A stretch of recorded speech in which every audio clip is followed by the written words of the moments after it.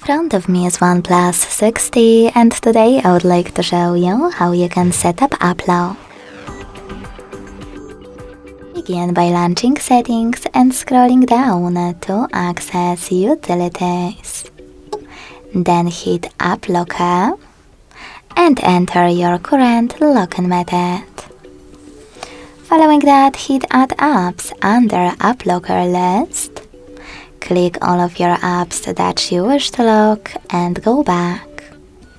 So now, when I go back and try to access one of them, I can see that my screen lock is required.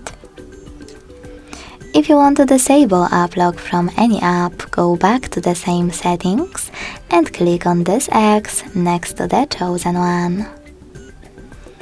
Thanks so much for watching. If you enjoyed this video, leave a like, comment and subscribe.